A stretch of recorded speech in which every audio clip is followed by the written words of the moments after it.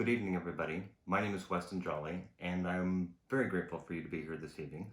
Of course, we're going to be talking about 60 minutes of truth in uncertain times, and it has been an undeniably challenging week in terms of just trying to comprehend um, the pace in which things have been happening. I think that everyone can attest to that. And this evening, I'm looking to, of course, do some channeling very specific to everyone who's joining us in the teleconference.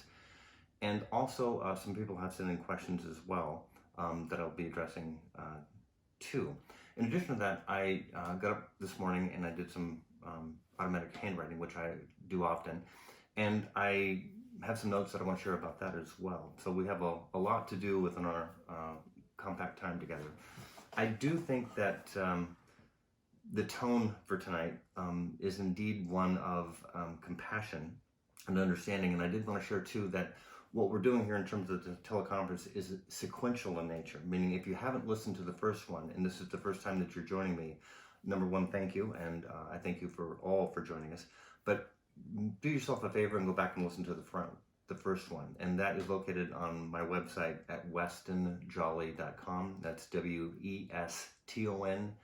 WESTONJOLLY.com, westonjolly.com. And if you click on events, you'll see the previous teleconference that we did last week. That was the 15th, and you can download the recording there or listen to it on the site. This recording teleconference is being recorded as well, and everyone should know that who's participating and asking your questions.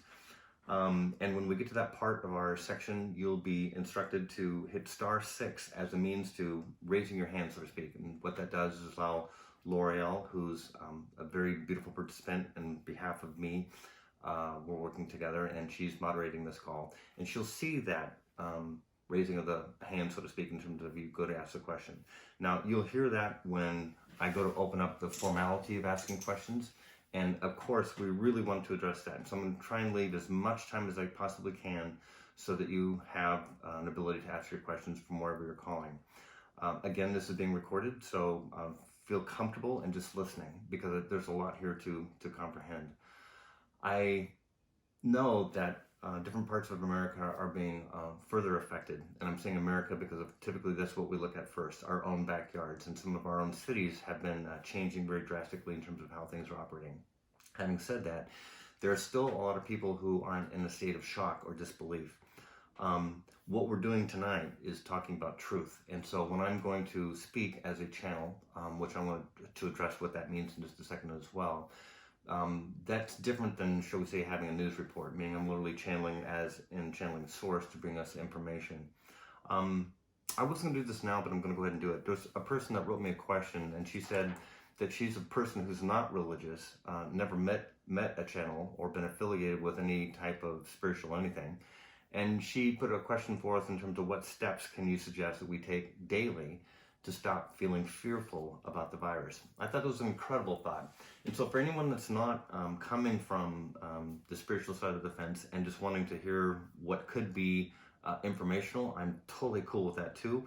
And I want to offer that when I'm speaking of the word spiritual, and if it feels better to you that you want to substitute another word that would be easier for you to comprehend, then please do so. And for that person who asked that question, I'm already going to start to leak the answer a little bit. That would be to address our mind. So last time we talked about facing our fears and being very, very clear that we need to face the fears that we have coming up in ourselves, within our family dynamics, our jobs, certainly our own physical selves. And those are all beautiful things to address. And yet ultimately, the real choice is to not be disengaged by allowing our mind to continue to lead us, rather going into this different option of allowing ourselves to become aware of our own spiritual connection, our divine connection. And that's why, if you will, I'm offering myself as a bridge to that understanding of that kind of connection this evening. Yeah, that's it. Let me go ahead and get started with the pieces that I shared or that came to me this morning in terms of my automatic handwriting, and I think that you'll find it most effective. I should have started the teleconference off with this too. Today is March 25th, 2020. It's been 1 week since most of us have become kind of aware. It's only been a week before that We started into the beginnings of becoming aware that the whole world was dealing with something that we now call a pandemic. And to be honest with you, this is still yet very much the beginning, especially in our nation in terms of trying to become aware of different kinds of things physically. Again, it's my intention to put our spiritual pulse on the things so that we can make those changes. And then, as I promised, that tonight's teleconference is going to be about how to. And the reason I brought up that other question about what steps can we take to stop being fearful about the virus, that's a very pragmatic question. And again, I've already answered, but I want to say it again. It has to do with what we're thinking. And so if you allow yourself to just feel what I'm about to share in terms of this channeling that I wrote this morning, I think that you're going to get a lot out of it. And again, it's recorded, so you can come back and listen to it if you want to. So it's been a week since the announcement of the pandemic of the Wuhan virus, or COVID-19. The incident started evidently from a farmer's market in China, and obviously the city of Wuhan. I've asked to channel questions and answers for others, but this morning, as in this morning, the 25th of March, I'm asking Source to give me some personal and also some public direction. And here's what they had to say. Yes, we've been awaiting your request. Like always, you've been regularly putting their needs in front of your own. This includes that of your family. It is time for us to share. Are you ready? And my response was yes. What do you feel? If I'm honest, I feel fear. Mine and certainly others too. Yes, but what is real? Only you, only this connection is real. And my response was yes. While you know this, there has been a battle going on. The battle is not with a virus. It is a battle within, a battle with your mind. If you're willing to let go of the fighting, then you will find the peace and the ease that you seek. For example, as you put yourself in the midst of chaos, you're determined to focus on what your mind's attention will be directed towards. If you are to align or to balance, then you must step forth through the illusion and be at one in the divine spirit of all that is. Even as a family, you, and they're speaking of me as Weston Jolly, are absent of this choice. Interestingly, for sure, but predictable, instead of trusting in us, or Source, you'd prefer to trust in yourselves and those that you follow. Let us offer you divine guidance that you seek. As you awaken each and every day, you have a choice to engage with your full and complete self or to be separated by your lower self. To submit to your lower self is to be led by a fool who only thinks of his or her own empowerment. This must be familiar to you. As you watch yourself awaken, do so with consciousness that you are neither alive nor are you asleep. For any person who seeks the truth, you will be given understanding. You are influenced by the mind to think in circles about things that have no value. As you see yourself, exist in truth instead of allowing the mind to create the illusion of leadership. Do not allow yourself to be a puppet. Instead, step forward to the truth, the knowledge of it all. Exist in this moment and let us speak, lead, and guide. This is only done with your permission. If you are to accept yourselves as beings of power, you have to step away from the mind or the ego that doesn't exist. Know yourself and be at one. Know yourself and stop pretending to follow a, quote, false god, end quote. The false god that you worship is the result of a part of you that has consciousness, and as such, sees itself as all-powerful. The ego part of you, however, is not powerful, nor is it God. It thinks of itself as omnipotent, but it's actually fake empowerment, that you are better and different from one another. As you see yourself, so you are. The mind is a tremendous gift, as the consciousness that is made available to all who desire understanding and knowledge. As you see yourself, so you are. If you allow yourself to be seen as weak or small, then this becomes you. You have not asked us about the virus or its impact. Instead, like others, you have put your attention on capital and the idea that it will buy you the freedom that you seek. The understanding that you seek is the understanding nature of your true self. Allow yourself to be filled with the understanding of that which is. As you seek this knowledge, it will be given to you. You do not need to worry yourself silly, as this pattern or habit will not enable you. Extract the truth and know yourself. You are ready, and the time is now. Assume your place and let all see the divine love that is yours to share. When we reference the word yours, we reference that which is you and is displayed accordingly. As you relate to that which is, all will be made manifest. This is a time of calling, a time of great invitation. You're to be reminded you cannot fix those who are not able to see how they have distanced themselves from truth, power, or knowledge. You are to assume your place and accept yourself as you are. Lead with strength. Lead with calmness. And most assured, we are here and we have always been with you. Know the truth and understand your place to acknowledge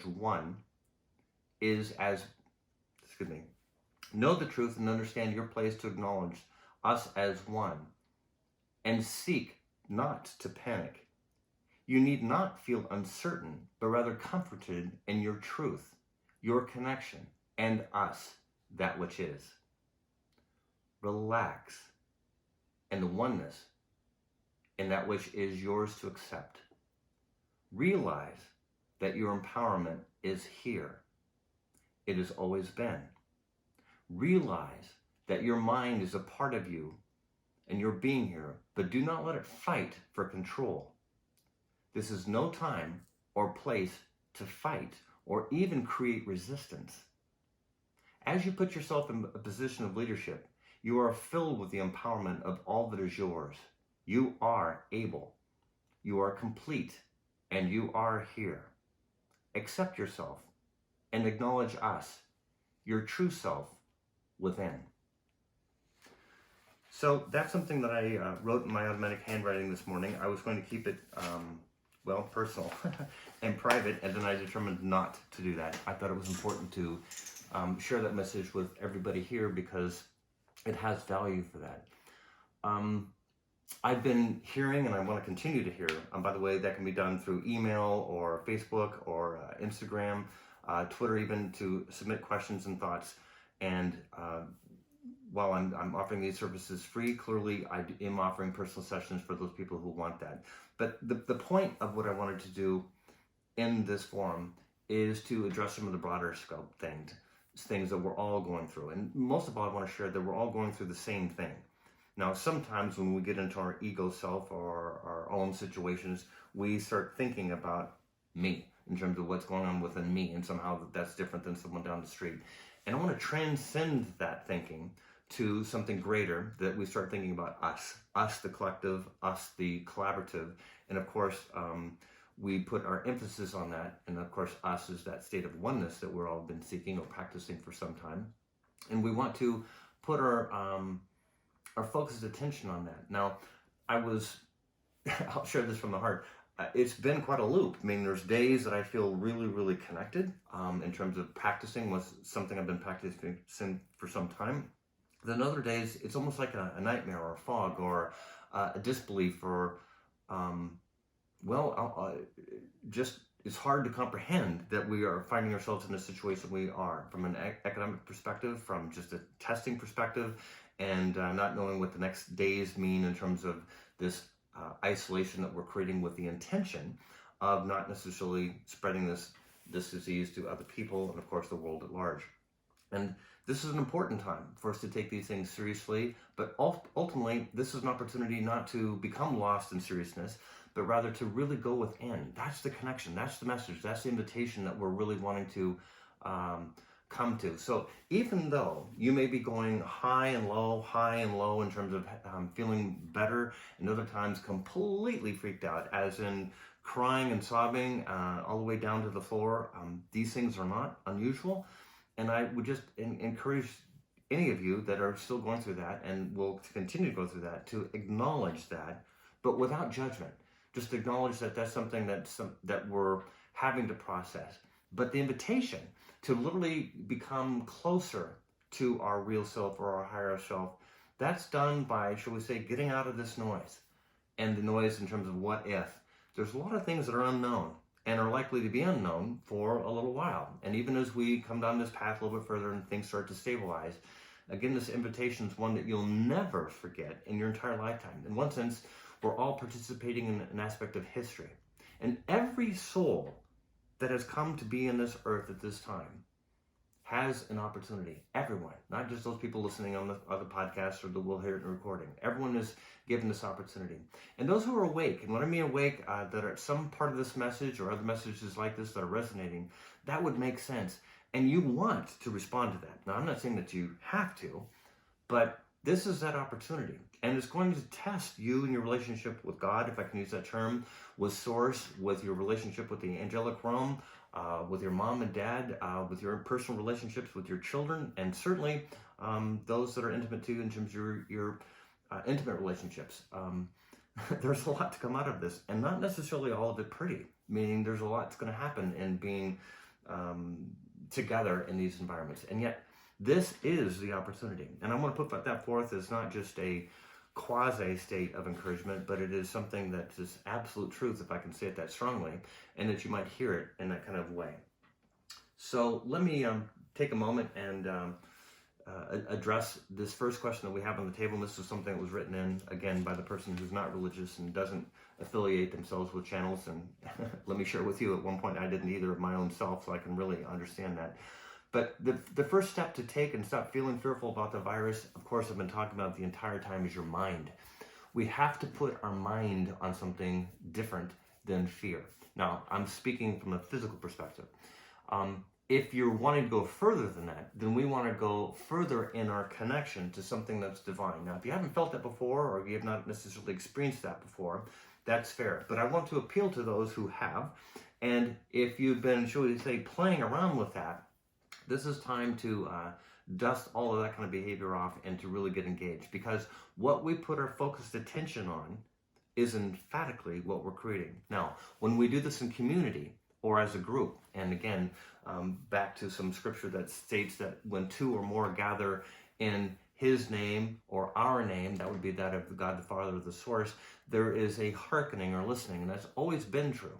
That's true, and we can see that in other aspects of formal spiritual gatherings where there's a prayer or a thought, that consciousness creates something. So instead of playing out this idea of continued fear that happens within ourselves or within seeing others or other things that we're thinking about that could take place, I'm putting forth an idea, a huge idea, that we stop doing that and put our focus attention on something different. Now, my wife and I, we determined to have our children at home.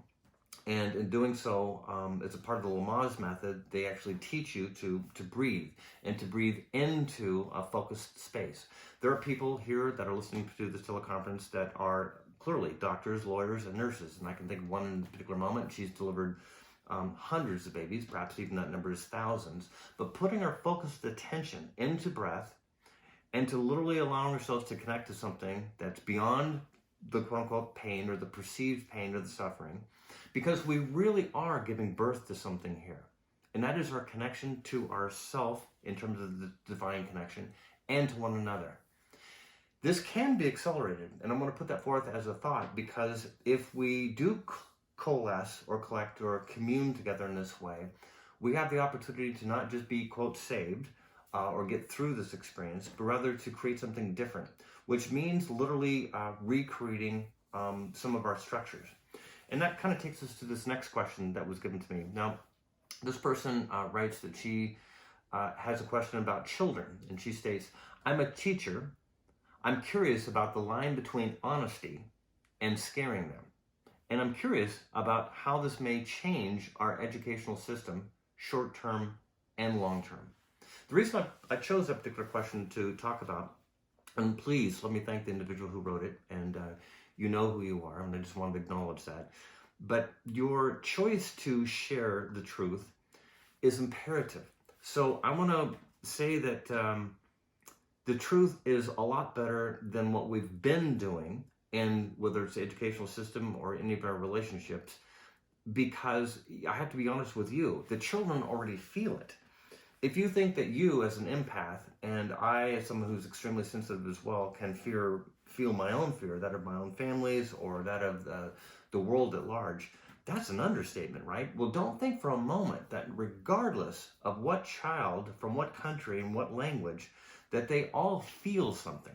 So the idea that we're going to kind of make it easier or by pretending or softening the blow, I'm not saying that we can't be delicate or loving in our direction, but I think that we need to be extremely clear.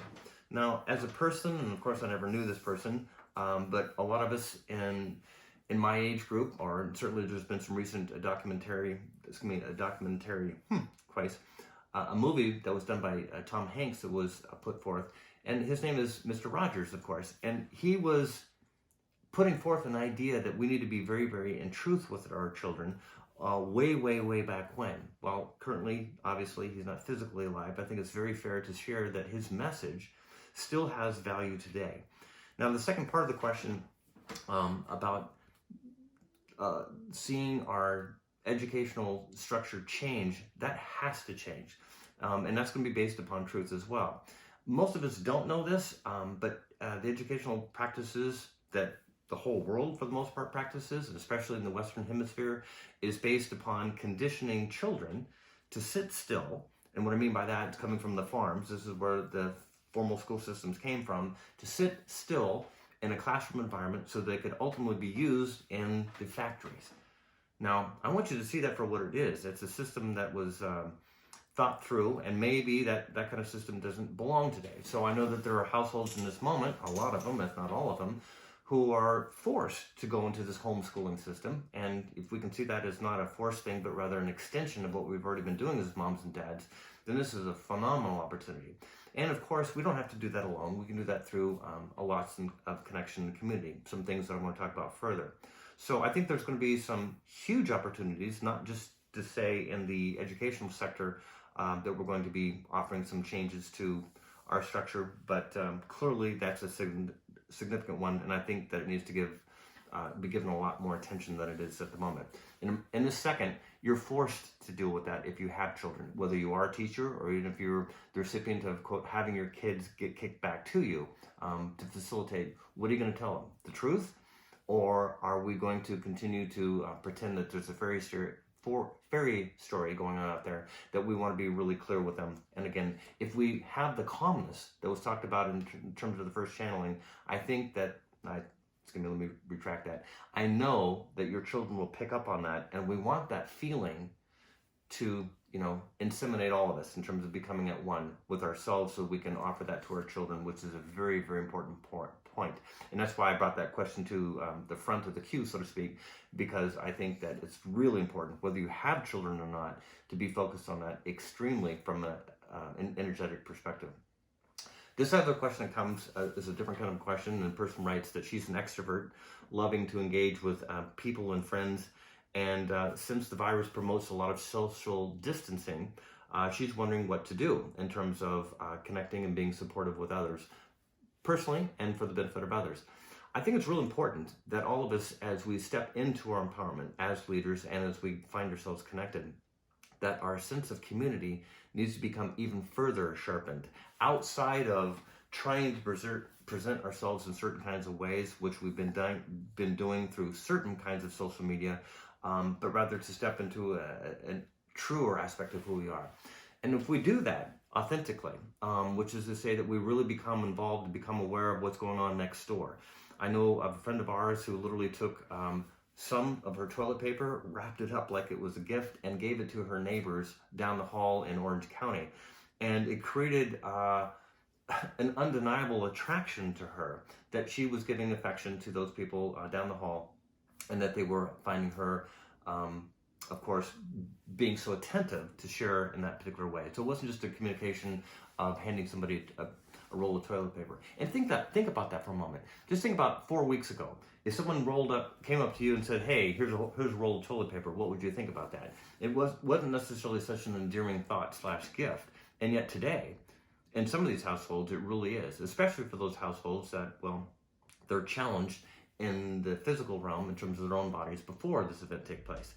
My point is the following. If you have an extrovert kind of a personality, or even middle of the road, or even introvert, it's time to get out and really allow yourself to become connected with others and how you might make a contribution. And that means getting involved, finding out who is in need of what next door. It can be easier in a community of apartment houses. Sometimes it can be difficult. You don't necessarily walk a neighborhood normally and knock on the doors and find out what everybody needs. But I've noticed in our neighborhood, there's a lot more people out, and having conversations, even those conversations being distanced, is helpful and honest. And it's really beautiful to engage in that kind of allowance.